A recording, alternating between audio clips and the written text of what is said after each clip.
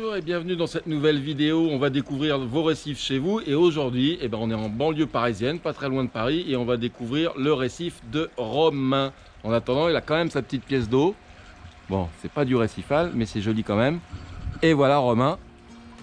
Voilà. Donc on va découvrir ton récif Romain. Exactement. Tu vas nous emmener voir ça. Ouais, on va aller visiter Voilà. les récifs.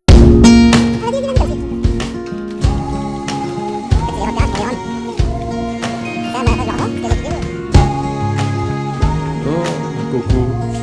Allô Coco.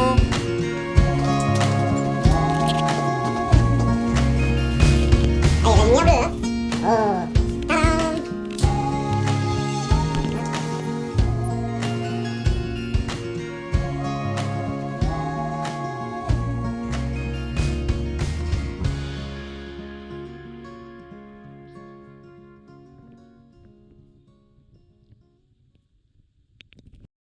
Donc Romain, merci de nous recevoir. Bah, avec plaisir.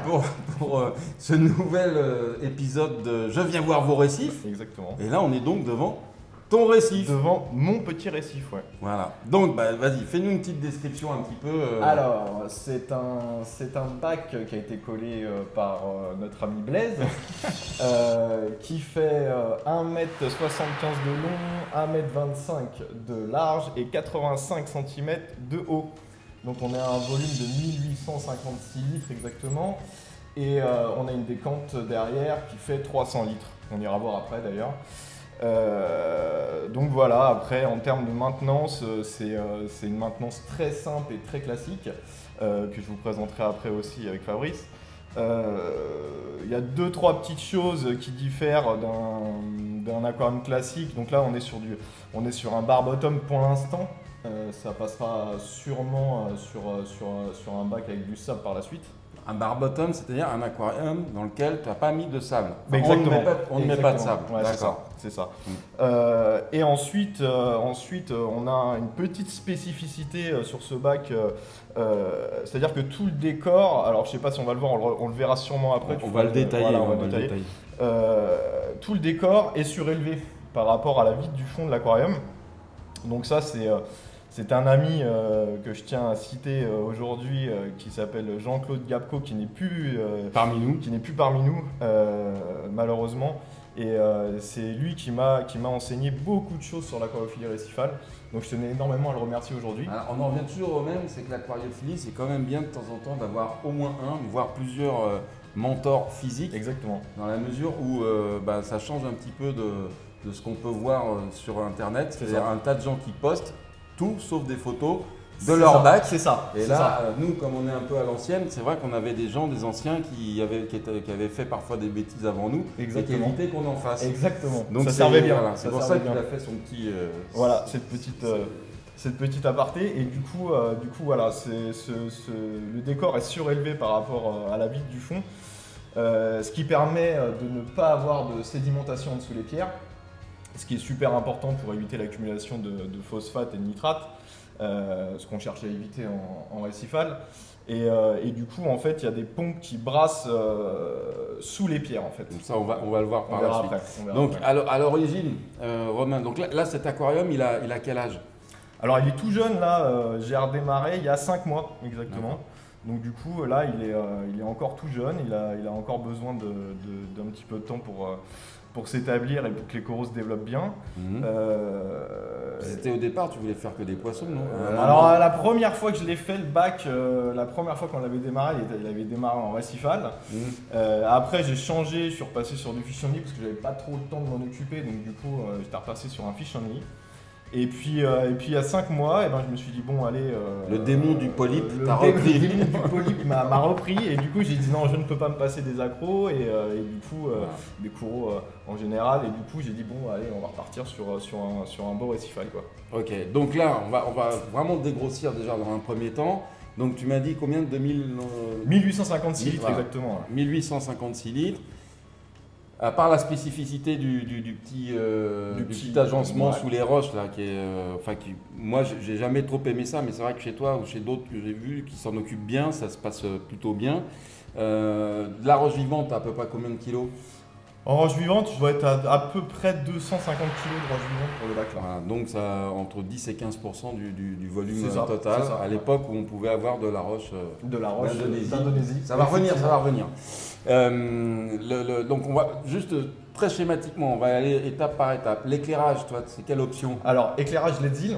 Voilà. C'est quel modèle? Donc c'est des S400. C'était les premiers modèles. Les premiers modèles. Et ça fait longtemps que tu les as. Et ça fait très longtemps que je les ai parce que alors j'en ai acheté 2 au début et après j'en ai complété avec une 3e. Et les premières ont 3 ans là. Voilà. Et donc tu n'as pas eu de problème particulier. Pas de problème. Depuis, ils ont un peu changé, c'est-à-dire que les ballasts sont un peu moins imposants, les lampes sont moins lourdes. C'est ça. Il y a des ventilateurs sur celle-ci. Alors ça, il y a ventilateur. Voilà. Maintenant nouvelles, il n'y a pas pas. plus de ventilateur. Et aussi, bon, alors celle-ci était un peu plus puissante que les nouvelles, je crois. Les Zeus, ouais. Voilà, ça c'est du 400 watts par rampe. Ouais. Et tu as combien de rampes? On est à 3 rampes. 1200 watts. Voilà. En pompe de brassage, je vois qu'il y a un petit peu de tout. Alors en pompe de brassage, j'ai de l'auto.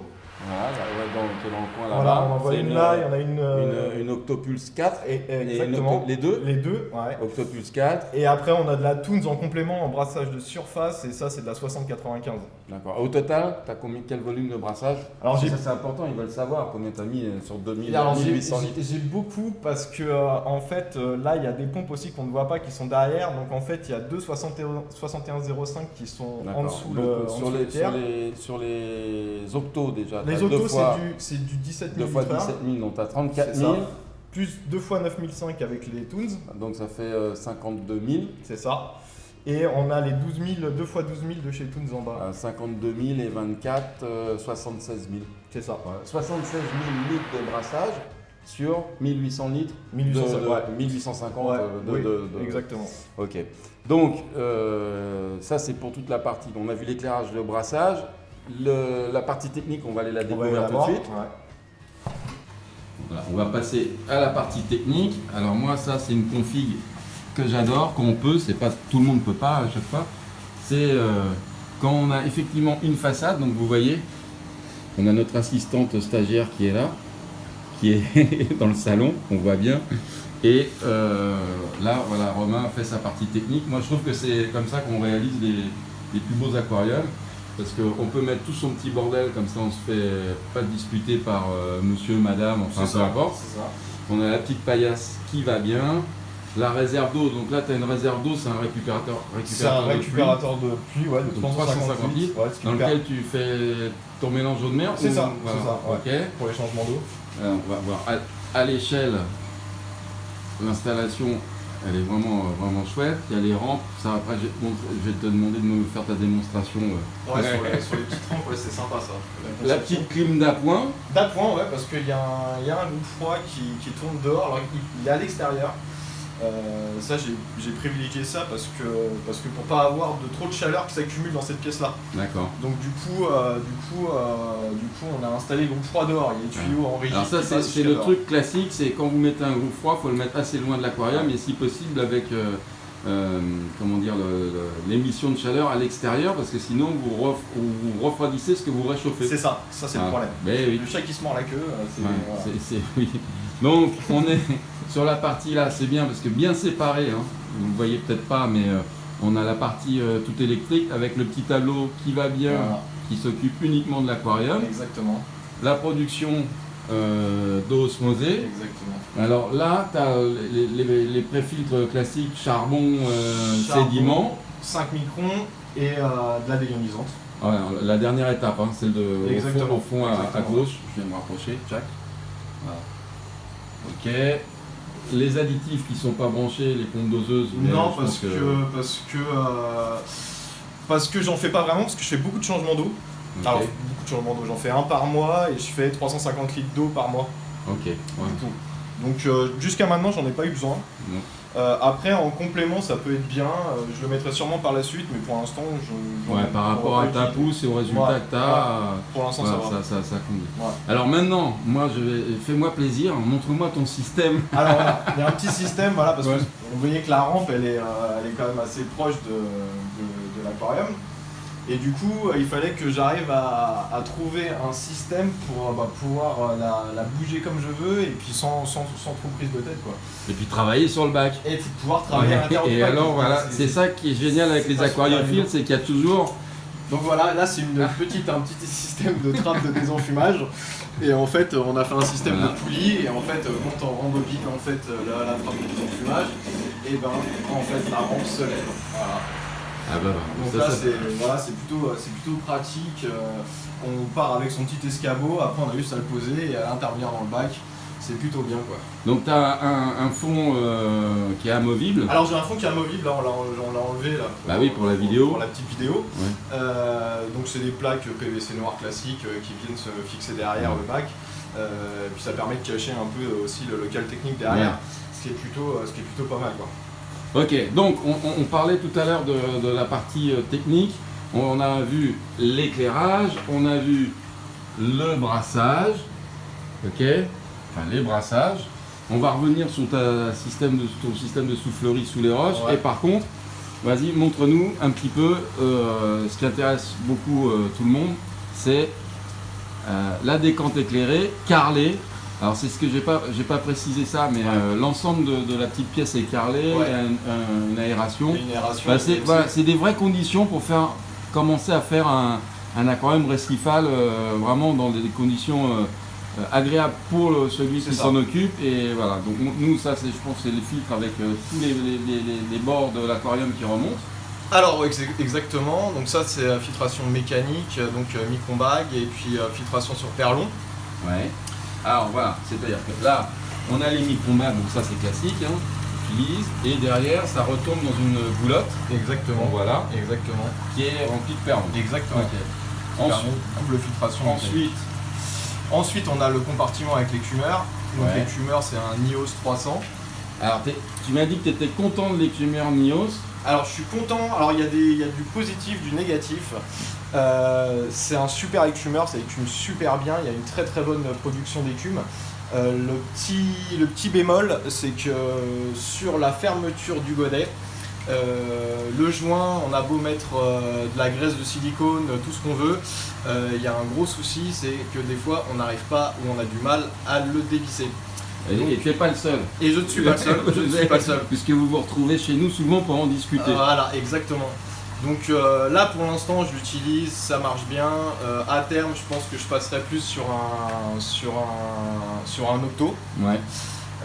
J'avais la grosse bébête de chez Octo qui est juste là, mais qui est vraiment. Alors, là il y avait un problème d'encombrement. Voilà, là c'était un problème d'encombrement dans la décante. Ouais. Ça marchait très très fort. Mais voilà, au niveau de l'encombrement, c'était un peu compliqué. Ça passait pas, en clair, ça passait pas dans ta décompte. Ça rentrait, mais c'était pour la manutention. Ça prenait beaucoup de place. Ça prenait énormément de place. À savoir que je mets d'autres choses. Hein. Alors, je vous ai dit, c'est ultra simple au niveau de. C'est une maintenance berlinoise classique. C'est-à-dire, on va résumer filtre mécanique double. Exactement. L'écumage. Exactement. Et puis derrière, ta fine. J'imagine. Et derrière, donc j'ai deux filtres à liquidiser, donc un avec du charbon actif et l'autre avec de la résine antiphosphate. Ok. Et basta. Alors voilà, il n'y a rien de plus simple. Changement d'eau et ce système-là, et moi ça fonctionne parfaitement bien. J'utilise un UV. Ah oui, oui, parce que justement, ça c'est le truc souvent qu'on recommande. Alors les aquariophiles qui font leur expérience sur internet, c'est-à-dire avec des gens qui postent tout sauf les photos de leur bac. Voilà, c'est ça.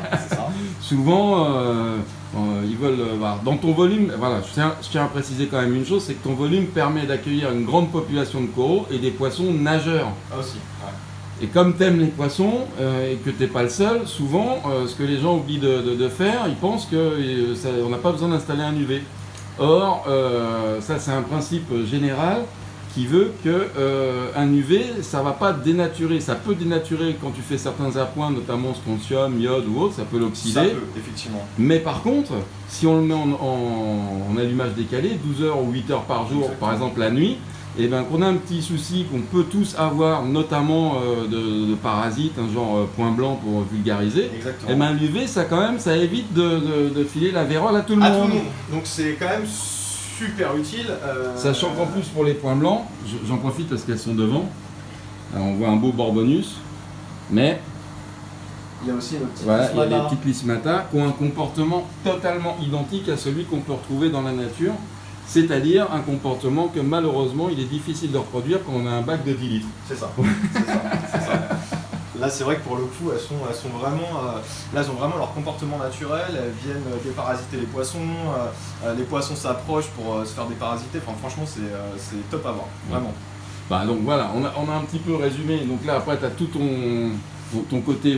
Après, ça, c'est tout le côté petit. ma petite paillasse pour faire mes petits tests. Ah, il a même le microscope. Voilà, j'ai mon microscope, j'ai mon mélangeur aussi. Donc tu sais exactement si tu as de la microfaune ou de la méofaune ou de la macrofaune. Voilà, c'est ça. Parce que Faut tu bien peux différencier mesurer, les choses, voilà. tu peux mesurer si ça fait moins de 0,2 mm ou plus de 0,2 Voilà, mm. voilà, c'est ça, Voilà. Et c'est tu ça. peux les sexer, tu peux sexer ta microfaune. Hein. Pas encore essayé. Hein. Voilà, bon, c'est le truc. Vous voyez, c'est ce qu'on. Évidemment que tout le monde ne peut pas avoir la configuration, l'habitat, ça c'est clair, mais à terme, c'est quand même bien de se faire plaisir avec un aquarium, quelle que soit la config. Et puis quand on veut en faire un, qu'on est chez soi installé, qu'on a la place, et ben voilà, nous on encourage tout le monde à faire comme ça. C'est quand même du super confort et on le voit. Vraiment sur le résultat général. Bon, même là, si vous voyez, alors il y a un truc, tu as fait 2 descentes. Ouais. Je vais changer un petit peu on va changer de sujet. Donc les descentes sur verse classique. Hein. Ouais, c'est ça. Voilà. Et donc les récupérateurs sont dans le bas, c'est-à-dire que tu as mis les passe-parois Sur le côté du bac, ouais. sur le Pas en côté. dessous. Ouais, par en dessous. Et derrière, tu as fait une espèce de durceau, Ouais, c'est un dessous, ouais. voilà, un peu surdimensionné, parce que si on met à côté, on va voir un petit peu. Voilà, c'est assez gros. C'est un gros durceau. Ouais, c'est du gros durceau, ouais. Voilà. C'est ça. Et donc, ta pompe de remontée, ça, on n'en a pas parlé. Alors les pompes de remontée, il y en a 2. C'est des. Alors j'ai pris du Gebao. Ouais. Alors j'avais entendu un peu de tout sur cette marque. Moi j'ai pris cela. Ça tient depuis pas mal de temps. C'est des DCT 12000. Donc il y a 24 millilitres/heure de remontée sur le bac. Ça tourne correctement, ça fait pas trop de bruit. Alors moi, à savoir que le bruit, c'était pas ma Ouais, parce principale. qu'un autre avantage d'avoir son locarium, sa fish room, c'est Ça. que en termes de bruit, c'est quand même vachement bien. Quoi. Alors ça, c'est quand même le pied. Hein. On évite d'avoir tout le bruit dans le salon, donc là, tout est concentré ici. Donc, pour moi, c'était les pompes qui étaient Voilà. correctes. Alors, ce qu'il faut savoir, c'est qu'indépendamment, sans faire de polémique sur les marques, sur les pompes, ça on s'en fout complètement, t'as mis 2 pompes. J'ai mis 2 pompes. Donc ça, c'est aussi un conseil qu'on donne souvent. Doublez votre matériel, C'est ça. c'est-à-dire que dans l'absolu, qu'on peut avoir une pompe d'écumeur rable, une pompe de brassage, bon là, il y a peu de chances t'en as 6 au total, Ouais. 6 ou 7, il y a quand même peu de chances qu'elle tombe tout en panne en même temps. Mais la pompe de remontée, par contre, c'est bien toujours d'en avoir 2, surtout si on prend des marques un peu, voilà, avec, alors, Gebao, on n'a pas de mal à dire, sauf qu'il y a des séries où t'as pas de bol. Il y a eu des séries où il y a eu pas mal de personnes qui n'ont pas eu de bol, Voilà. surtout sur les pompes de brassage. Donc quand tu as 2000 litres, ta population de coraux qui va bien, tu n'as pas nécessairement envie, Non, là, il vaut mieux éviter surtout d'avoir. que ça tombe en panne le 24 décembre Non, à il vaut mieux 19h. Voilà, il vaut mieux éviter d'avoir un petit problème parce que sinon, là, je pense que ça serait tendu. Alors, je pense que pour conclure, il y a sur la présentation du matériel, matériel. Là, tu as un gros bébé. Là, j'ai un gros bébé, réacteur à calcaire. Alors toi, tu es fan du réacteur à calcaire. Ouais, moi, le réacteur à calcaire. Alors, il y a des inconvénients, il y a des avantages. Voilà, là, en l'occurrence, c'est un très gros bébé qui est capable de supporter 24 kg de granulats, c'est énorme. Il a été fait sur mesure. Alors, c'est bien, ça fonctionne hyper bien, on arrive à maintenir des paramètres en KH qui sont au top, en calcium également. Le petit hic dans l'histoire, c'est souvent sur les racks, très souvent, on va observer des montées, un KH qui va être stabilisé par exemple à 9, mais un calcium qui monte souvent dans les 500-510. Donc moi ce que je fais, j'ai trouvé une petite parade qui est pas compliquée à mettre en place. J'ai ma petite pondeuse, j'ai une solution Baling. Tu reprends, j'ai une solution Baling. Donc la solution Baling, elle est là, voilà, c'est une solution Baling de KH. Donc moi ce que je fais, c'est que le rack, quand je vois que le calcium monte trop haut, je le coupe, je mets en route la pompe doseuse elle me fait les compléments en KH, le temps que le calcium redescende un petit peu, et après je redémarre le gros pépère quoi. D'accord. Et ça se passe super bien. Ok, donc tu as une sonde pH Son pH, ouais. qui est là, sur le réacteur. Voilà. T'as un Aquatronica. Aquatronica, ouais. Ok. Et lui, il te gère quoi alors, l'Aquatronica? Alors l'Aquatronica à la base, il faisait alors il fait toujours le pH du rack. Il avait un pH dans le bac mais que j'ai enlevé pour l'instant. Ouais. Et il me gère quoi encore? Je crois que c'est tout. Il est juste pour ça. Et la température. Ok. La Il température. démarre le groupe froid ou pas? Alors le groupe froid non, il est autonome. Il démarre juste les chauffages. Ok. Voilà. Donc c'est plus. Attends. Exactement. Ok. Bon, bah là, je pense qu'on a fait un petit peu le tour. On a vu le traitement d'eau en amont, l'osmose, l'éclairage, le brassage, C'est ça. l'écumage, la maintenance générale. Donc c'est vrai que pour une vidéo qu'on fait sur un bac quand même qui est un peu imposant, Un peu, ouais. toujours 1850 litres, on est vraiment sur du berlinois pur et dur. Berlinois pur et dur et une méthode ultra simple. Et tu fais pas d'apport des oligo-éléments Alors oligo-éléments, j'utilise du Grotech Mhm. quand je fais les apports. Je les fais pas régulièrement. Mhm. Dès que je vois que ça pêche un peu au niveau des couleurs, j'en rajoute. Mais c'est vraiment. Il n'y a rien sur pompe doseuse, Non, rien, non, c'est non, vraiment un rien peu, c'est au pif quoi. Ouais, Enfin au pif, ouais. c'est en fonction de la couleur des animaux. Ouais, exactement. Et de l'iode aussi que je rajoute en manuel. Ok. Donc là maintenant, on va passer à l'étape la plus sympa pour moi, c'est celle du vivant. Tu vas nous présenter un petit peu le vivant. Donc on va conserver un petit peu l'éclairage surélevé et par contre si tu peux descendre dans les bleus, à limiter l'influence des bleus, qu'on puisse un petit peu voir parce que tu sais que le capteur des caméras, le capteur ouais. de téléphone, c'est pas forcément ce qu'il y a de mieux, sinon il faut passer sur un filtre. Mais ouais, on va faire ça, on va jouer avec l'éclairage. Alors, j'allais en finir avec la technique et puis le truc de démarrage quand même. sur lequel tu as travaillé, c'est quoi? C'est donc de surélever le décor. Alors vas-y, montre-nous là parce qu'on est dans la Donc, partie arrière. Voilà. Donc ça c'est un peu, il n'y a pas tout le monde qui le fait. Ça a été, je vous dis, ça a été Un de tes mentors qui t'a exactement, encouragé à le qui m'a faire. encouragé à le faire. En fait, voilà, on voit qu'il y a la grille optique qui est sur des pieds. Ouais. Voilà, qui est à 5 cm en fait du fond de l'aquarium. Ouais. Je vais peut-être voir mieux sur le côté on si verra, tu. voilà, on verra un peut-être petit mieux peu. sur le côté. En fait, les pierres vivantes sont posées dessus. Donc elles n'ont pas de contact avec le sol. Ouais. Et ce qui se passe, c'est qu'il y a les rejets de pompes de remontée ainsi que des 2 grosses pompes de brassage Toons qu'il y a en dessous. Donc ils brassent en fait les sédiments. Alors, Donc, voilà les ponts. Donc voilà. Et donc en fait ça permet, donc déjà d'une ça permet d'aérer les pierres. Ouais, on Donc voit- qui a une bonne. on va bien le voir là sur l'avancée du milieu. Voilà. Et donc toi, comme tu es un psychopathe, en plus de ça, Voilà. sur le devant, tu as fait avancer, c'est-à-dire c'est totalement étanche les parties de Voilà, verre, voilà, c'est qu'on ça. voit. c'est- Alors là, vous voilà, allez c'est peut-être exactement ça. pas bien le voir là. Mais ce que vous voyez là, sous le nématéléotrice, vous allez mieux le voir ici, Voilà, c'est qu'il y a tout le devant, les sédiments, comme vous le voyez, sont piégés sur le devant du bac. c'est ça. Et donc du coup, ce qui permettra aussi par la suite de pouvoir introduire du sable dans le bac et qu'il soit canalisé. C'est-à-dire qu'il n'y ait pas une sédimentation qui se produit en dessous les pierres avec le sable. Donc du coup, pour que tout ça travaille bien. C'est bien aéré, hein. C'est vrai que là, la perspective, on voit par rapport à la vitre voilà, là, la façade, hein, avec la vue sur le salon. Et ouais, on voit que effectivement.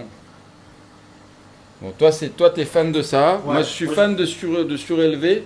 Mais alors, pour une autre raison, c'est parce que, tu sais, quand j'avais fait les réplicas, là, ça faisait très peu de points de contact. Et en fait, en mettant le sable, ça permettait aussi aux animaux d'aller dessous. Exactement. Dans les deux cas, c'est bien, mais bon, moi je trouve que comme toi, tu es un maniaque de la propreté, ça c'est bien aussi, ça peut rassurer. En fait, c'est à vous de voir. L'idée, c'est que soit on permet aux animaux de venir, à tous les détritivores de sable, de venir sous le décor et de ne pas laisser des zones sans être fréquentées par ces animaux bien utiles. Et ben, vous pouvez opter pour cette méthode-là, c'est-à-dire en gros de faire une barrière anti-sédiment. Alors, je vais essayer de passer. Les sédiments, ils se retrouvent tous devant. Et ils se retrouvent tous devant, comme vous le voyez, là Voilà. c'est clair sur l'image. Hein. Et après, on a juste à les siphonner quand on fait un changement d'eau. Donc voilà, ça c'était le petit conseil plus Voilà. de l'apprenti romain, Voilà, c'est ça. voilà, qu'il a tenu de son Mon mentor. mentor. Voilà. Alors, allez, on fait le tour un petit peu de tes animaux. Bah alors, il y a. Oh, Cyril Labrousse qui vient de nous faire un truc là devant. Attends, Ah ouais, voilà. il est bien. Là. Ah ouais, il Là, est il est superbe. bien. J'espère qu'il va se laisser approcher. Évidemment non, tu t'en vas. De toute façon, tu vas leur donner à manger tout à Ouais, l'heure. tout à l'heure, on va leur donner à manger. Ouais. Voilà, Cyril Labrousse, c'est un Carpenteri, j'imagine, non? C'est ça. Ouais, ça c'est... Oh là là là là, la parade.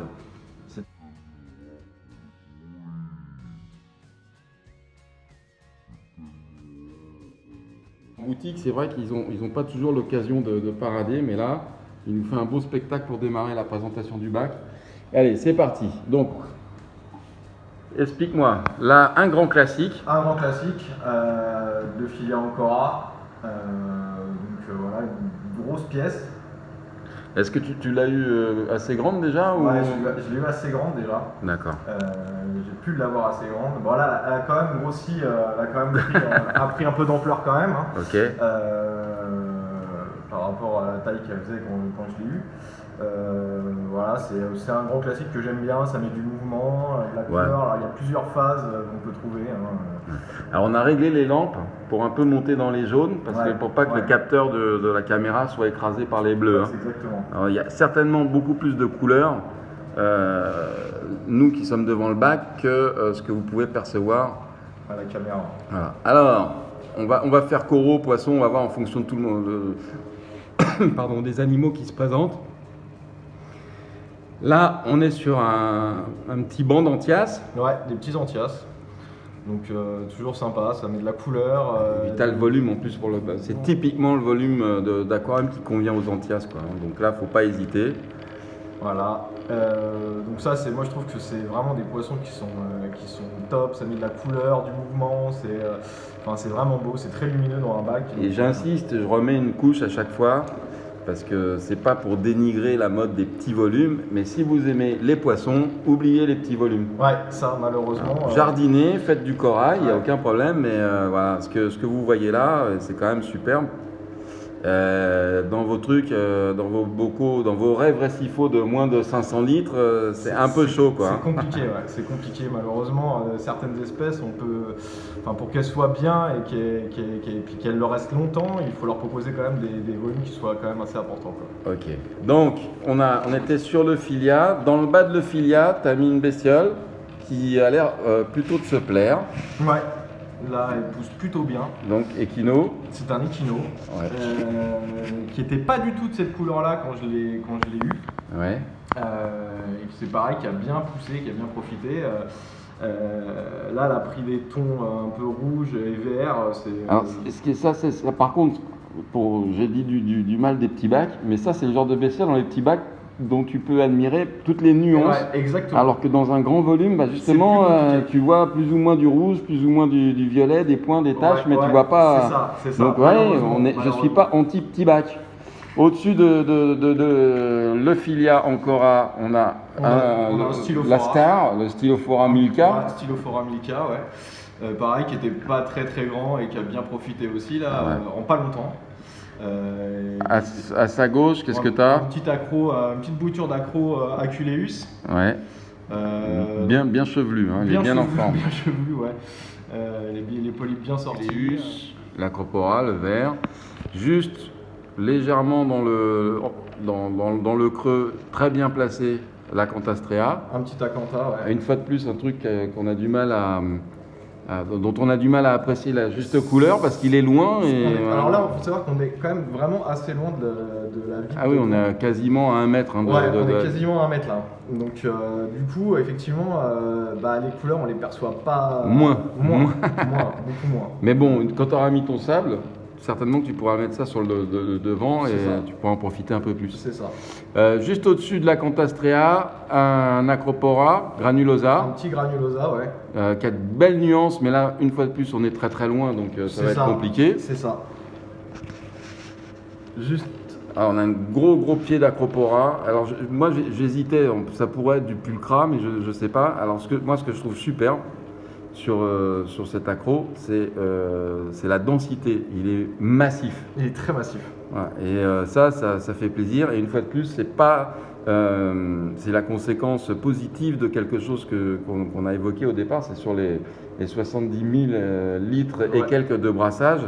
Et là, c'est clair que ça se voit, les animaux poussent de façon très très massive, comme cet accro-là. Alors l'identification de celui-là, je ne sais pas trop. Non, moi non plus. C'est en tout cas polype jaune. Ouais, c'est ça. On part légèrement sur les brins rosés. Et dans le coin, juste derrière, très bien placé aussi, pour laisser aucune place de vide. Voilà. Le Catalaphilia des familles. Un petit Catala. Au-dessus de l'accro, Montipora, un petit duo de Montipora et de Pocillo. Ouais. Encore au-dessus, alors c'est là où on devient le vert à pointe bleue. On a certainement ce qui pourrait être aussi un pulcra, ça c'est une souche qui est assez répandue. Hein. C'est ça. Ça c'est quelqu'un qui a dû te passer un bout. Ouais, c'est ça, c'est un ami à moi, Patrick pour ne pas le nommer. Ah bah voilà, Patrick, voilà. Voilà, et qui se plaît bien, qui a bien profité. Ça se voit. Boutures. Enfin le corail, hein, pas Patrick. Hein. Voilà, moi aussi, ouais. Voilà. Sur le devant, parce que c'est un peu la mode. Enfin, la mode, non, c'est Echinata, Acropora Echinata. Ouais, l'Echinata, ça c'est. Que les gens d'internet appellent Icefire. L'Icefire, ouais. C'est ça. Là, lui, il est arrivé il n'y a pas longtemps. Il se plaît plutôt bien, les polypes bien sortis. Il commence à prendre ses belles nuances. Là, tu as 85 de haut, donc il est plutôt dans le bas. Voilà, et puis les lampes sont encore au-dessus, donc bien. Ça. Là, le plateau qui pousse bien. Alors, ça, pour moi, c'est un ténuis. Il a complètement changé de couleur par rapport à la première fois qu'il a été introduit dans le bac. Il était complètement dans des couleurs brunes. Là, il est en train d'arborer des couleurs qui sont... en vrai, là, je ne sais pas ce que ça va rendre sur la vidéo, mais c'est plutôt sympa parce qu'il y a pas mal de blanc, il y a du bleu. Il garde quand même sa petite couleur brune à l'intérieur, mais c'est tacheté. Ça, dans la nature, je ne sais pas si je ferai une insert, c'est assez courant. Et ils ont les pointes toutes bleues, et moi j'appelle ça, nous on appelle ça des grains de café. Ouais. Parce qu'ils ont, les branches qui sont surlignées de brun, et ça te fait des espèces de petites perles comme ça, et les pointes toutes bleues. Ça c'est évidemment un accro de connaisseurs, pas parce qu'il est difficile à maintenir, c'est parce que effectivement on est loin des signatures coraux boutures américaines filtrées. Voilà, filtrées sous différents... Là on est sur un corail qui est un peu dans son jus naturel. On a le Parachélinus qui est toujours en train de parader. Qui est toujours en action. Il est à bloc. Hein. Au-dessus, on perçoit, je pense que c'est Valida. Du Valida, ouais. Valida ou Nana. Ouais, du Valida. Alors lui, il est marrant parce qu'il a poussé vraiment, c'est encore l'influence des 70 mètres cubes de brassage. Hein. Il a poussé très très dense et il part en plateau. Ouais, exactement. Il va partir en plateau, donc on va voir ce que ça va donner par la suite. C'est pareil, il a bien profité en pas longtemps. Et on verra la forme qu'il va prendre à l'avenir. Il a bien encouté tout ce qui était les pierres qui étaient autour. Là maintenant qu'il s'est bien ancré, je pense qu'il va attaquer sa vraie pousse en pleine eau, quoi. Donc c'est encore non, c'est pas un Aculeatus qui est le vert. C'est Aculeus, ouais. Aculeus, par contre. Un Aculeus encore sur la gauche. Et puis on remonte sur Stylophora. Voilà. Avec Genicanthus qui nous fait sa petite qui est passé, qui repassera. Et après tu as un petit peu essaimé différentes choses, on voit des petites boutures. Ouais, il y a pas mal de boutures là après sur la gauche. Il y en a un qui est arrivé aussi c'est un ami à moi qui m'a filé la souche. qui est arrivé il n'y a pas longtemps à la gauche du Sariato, là, du Sariato jaune. Ouais. Là, Il pousse bien, hein. Voilà, alors lui, il s'est éclaté Ouais. en vraiment très très peu de temps. Il m'a fait 5 cm de pouce, quoi. Merci Jeff. Voilà. C'est Et, un collector. Voilà, c'est un voilà, exactement. On redescend parce que, évidemment, bah alors, Romain, c'est pas un débutant non plus. Donc, il a placé les animaux plutôt comme il se doit. Et là, à nouveau, donc, d'une Canopsamia. Voilà, Duncano. Au départ, je pense que c'est un truc que tu avais pris chez nous, une petite tête, ou tu l'avais pris donc déjà grand, je sais plus. Alors, Peut-être celui-là un plus grand, non? Ouais, exactement. Un peu plus grand, ouais, mais il a. Donc, bien brassé. Ouais. Et à côté, encore un Ancora qui Un est bien, Ancora, plus, voilà. bien plus dans les verts. Qui est plus dans les verts, donc c'est pas la même nuance, ça change un petit peu. Alors, en détritivore, là, je vois un Trypneust. Trypneus gratia. Gratila. Ouais. Alors, qui convient à ton bac parce que, effectivement, le bac est un peu grand. Un peu de volume, Et on va passer devant le truc qui te fait rougir. Voilà, C'est ça. ton petit souci d'algue. Alors, c'est pour vous Ouais, montrer. Ouais. Simplement, c'est que vous voyez sur l'ensemble du bac, mais il y a des gens qui focalisent sur 3 touffes, ce que je peux comprendre. Et c'est vrai que pour l'instant, personne, elles n'ont pas trouvé de prédateurs entre guillemets. Ouais. Alors c'est une algue, il y a sûrement beaucoup d'entre vous qui ont été touchés par ça. Faut savoir que le bac, quand il a été lancé, il y a eu une bonne petite invasion qui diminue. Alors là, je suis vraiment content parce que j'en arrive à bout, donc il reste des petites touffes à gauche et à droite, mais qui sont vraiment assez éparses par rapport à ce que c'était. Je pense que j'ai monté mon magnésium vraiment dans des proportions. Je crois qu'on était à 1600 ou quelque chose comme ça en magnésium pendant un petit laps de temps. Je pense que ça leur a mis un bon coup. Là, on en arrive à bout. Alors, moi qui suis un peu maniaque là-dessus, Ouais, ça te bloque ça. ouais, ça te chagrine. Ça me chagrine beaucoup. Mais on arrive, j'arrive doucement à l'éradiquer, donc c'est plutôt positif. À savoir qu'elle a très peu de prédateurs, cette algue. On peut trouver certains turbos qui la mangent, notamment le Fructuosus, mais ça reste compliqué, quoi. Alors, on va passer un petit peu très rapidement sur les poissons. Donc là, on a le Parachélinus qui est déchaîné, qui nous a fait des superbes images. Nématéléotrice. Ouais. Alors, en paire. Hein. Alors j'en ai 4 en tout. Alors là, il y a une paire de Décora. Voilà. Et Alicoeres crisus. Ouais. Là, je ne saurais pas l'identifier. C'est quoi hein? C'est moi non plus. C'est un Anampses ou quelque chose comme ça? Ouais, c'est un Anampses, mais alors la race exacte, parce qu'il est en phase juvénile, donc je sais pas trop ce que ça va donner après. Ouais, il va peut-être faire 90 cm. Peut-être aussi. Donc les Anthias, on a vu tout à l'heure. Géniecanthus. Ouais, il y a le couple. Donc voilà. T'as mis un petit peu de demoiselle. Alors, à chaque fois, j'oublie le nom de celle-là, mais. Talboti. Ouais, c'est pas la pire. C'est pas la pire, Alors, elle est colorée. Alors à la base, il y en a eu 3 qui ont été introduites, mais bon, le caractère formidable. Donc on va dire que c'est elle qui a gagné. Tu vois. Voilà, c'est elle qui est sortie vainqueur, et c'est elle qui reste dans le bac. Bon, après, ça met du mouvement, c'est joli. Hépatus, bon, on va pas revenir dessus, c'est un classique. Ça, c'est un Hépatus d'océan Indien ou non? C'est un classique. Non, c'est un classique celui-là, ouais. Les Anthias, on l'a parlé. Un couple de platinium. Ouais, voilà, un petit couple de platinium que je trouve super mignon. Et puis, il y a ta masterpiece. Ouais, ma masterpiece qui est là.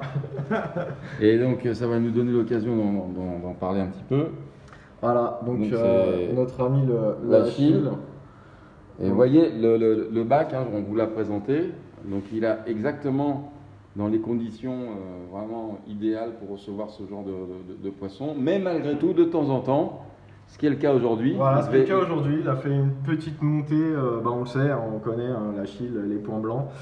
Donc là, il a fait sa petite montée de points blancs, il va passer, hein, parce qu'il mange.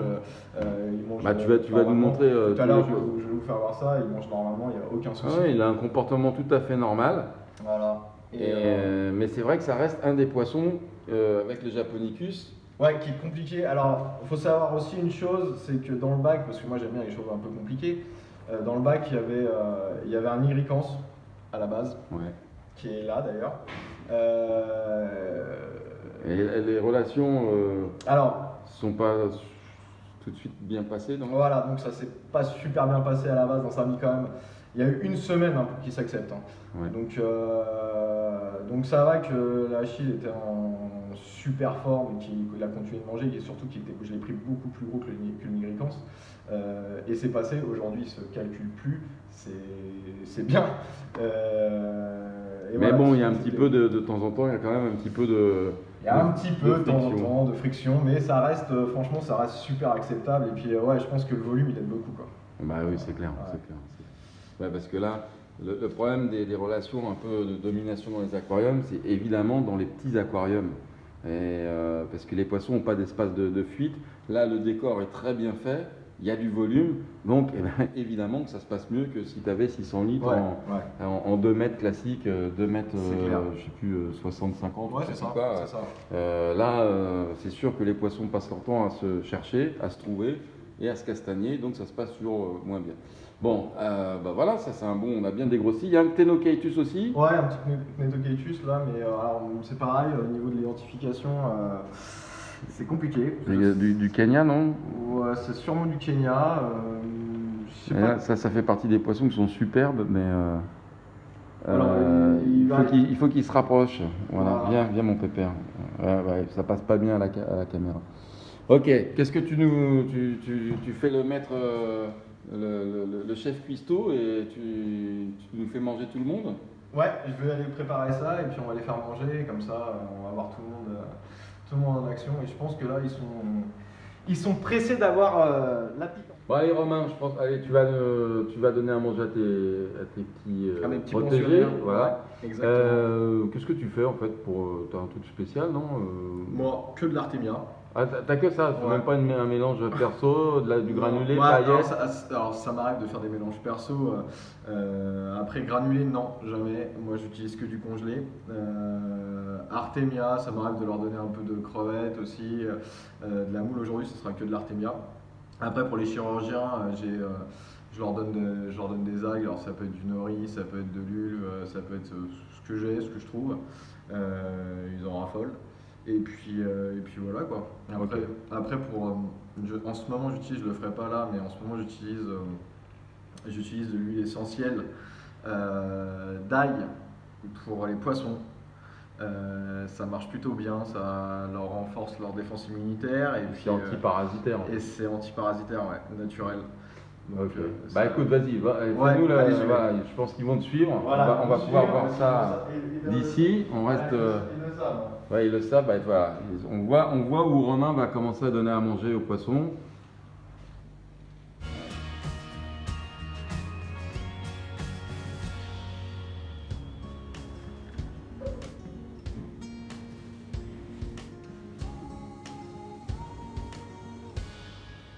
Ça, c'est aussi l'avantage d'avoir un gros volume, c'est qu'on peut avoir la main un peu lourde. Et voilà, ce que vous voyez, c'est les animaux qui évoluent au milieu des artémias.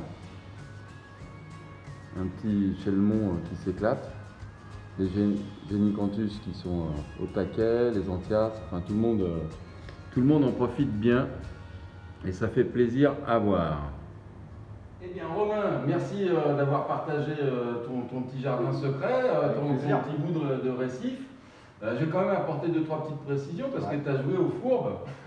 Et oui, parce que Romain a un bac, effectivement, il y a un certain niveau, mais c'est normal parce que Romain est aussi professionnel. Et oui. Et il a un projet qui est bien avancé. Il y a un projet qui est très bien avancé. On va partager avec vous là parce que nos clients parisiens vont être heureux parce que très prochainement, mais à échéance quelques semaines. Ouais, quelques semaines, ouais. Enfin, ça va être un petit peu décalé pour une autre raison, et c'est de ma faute, mais dans quelques semaines, Romain sur Paris, et l'adresse, je ne l'ai plus. Alors l'adresse c'est 163 rue de Vaugirard à Paris. Voilà. Et il va s'occuper, il prend la responsabilité du rayon eau de mer d'une boutique qui existe depuis un certain temps, qui ne faisait que de l'eau douce. Exactement. Et qui s'appelle actuellement Aquareden, mais simplement que la section eau de mer va évoluer et portera peut-être un autre nom. Donc on vous transmettra toutes les coordonnées de sa page Facebook quand tout sera Là, pour l'instant, les batteries sont en phase de maturation, il y a plein de choses, Voilà. le matériel rentre. Voilà, le matériel rentre, les batteries sont en rodage. Voilà. Et donc tout sera prêt pour la rentrée. Donc, Exactement, au mois de septembre, c'est la grande parce que- ouverture. donc là, Romain et la boutique en question, donc c'est Aquareden, C'est ça. Aquareden. Vous suivrez, on fera une page, on fera un lien. Ce qui prouve que chez Old-Marine, on n'aime pas les concurrents. Donc mais pourquoi ça prend un petit peu de temps, c'est qu'il faut une phase de démarrage durant laquelle Romain va venir voir ce qu'on a fait en Papouasie. C'est ça. Sur le programme 2020. Exactement. Et comme il participe et supporte, il va participer physiquement puisqu'il va venir replanter lui-même les coraux d'Aquareden pour le nom, Voilà. enfin, en son nom et au nom d'Aquareden, Voilà. puisqu'il y a plein d'autres, on commence à avoir une communauté de support. Et donc en attendant, on vous tiendra au courant évidemment de l'ouverture du point de vente de Paris, au Ouais. niveau Girard. Ouais. Et pour le programme 2020, cliquez sur les vidéos qui vont s'afficher à la fin. N'oubliez pas, si cette vidéo vous a plu, si Romain vous a plu, Aussi. de mettre des petits pouces bleus et surtout de vous abonner, de cliquer sur les notifications, Ouais. c'est la petite cloche en haut à droite. Et bien sûr, toujours venez voir votre détaillant de proximité, donc un futur détaillant en marin sur Paris, Ouais. nous en périphérie. De toute façon, on travaille tous ensemble. Sur le programme 2020 de réimplantation de coraux par les aquariophiles, ça c'est important pour arrêter de passer pour des prédateurs de la Super nature. important, C'est super très important. Et puis vous pouvez retrouver Romain parfois le week-end ou en semaine quand il vient faire ses courses ou quand il vient simplement boire un café. Au magasin. On vous remercie l'un comme l'autre. Déjà Romain, merci. Romain, Mais de rien. merci à tous Merci d'avoir à vous. suivi cette vidéo. Et puis surtout, likez comme des fous. Quoi. Voilà. Vous likez. À très bientôt et À merci. bientôt.